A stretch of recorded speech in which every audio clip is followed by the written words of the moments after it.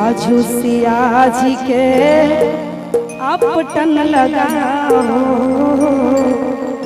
आजू सिया जी के अपटन लगाओ, मंगल गीत सुनाओ, अपटन लागी रही।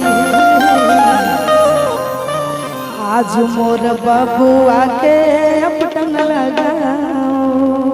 म्यूजिक से भैया 1 2 3 4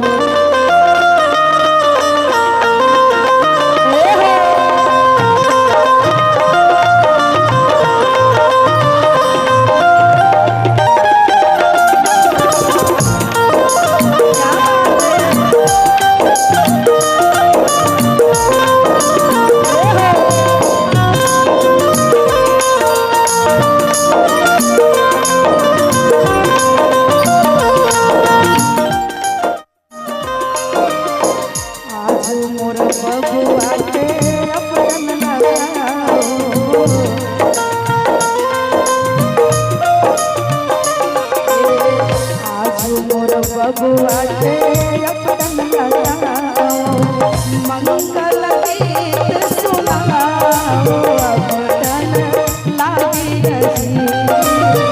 मंगल गीत सुनाओ, अपटन लागी रही।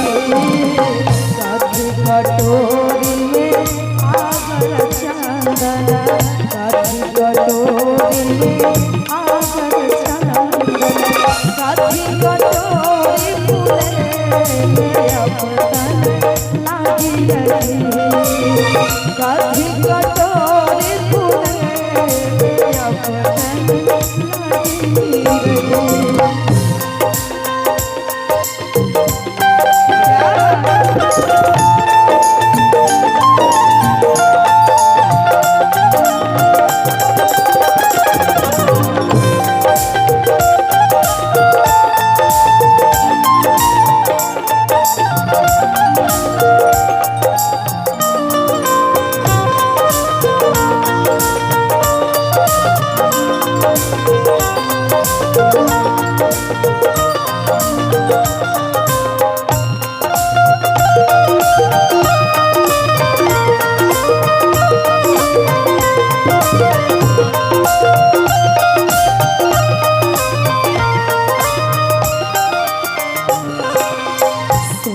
कटोरी में आगर चंदन,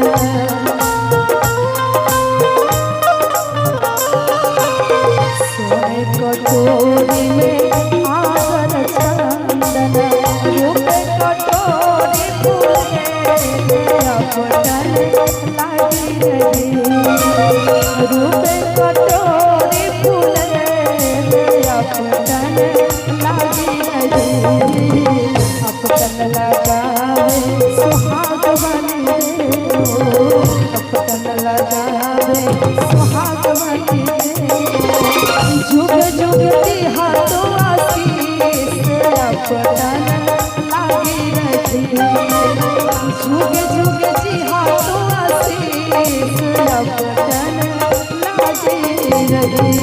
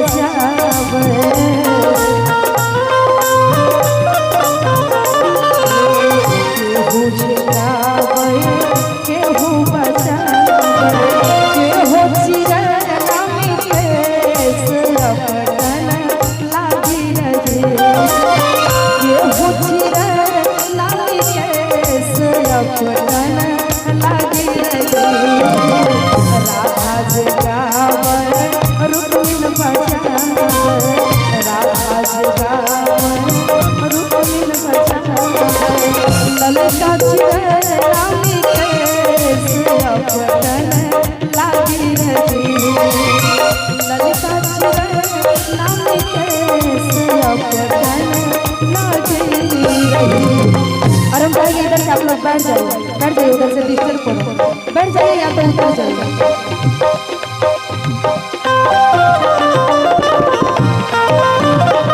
बैठ जाइए प्लीज, बैठ जाइए। क्या बात है।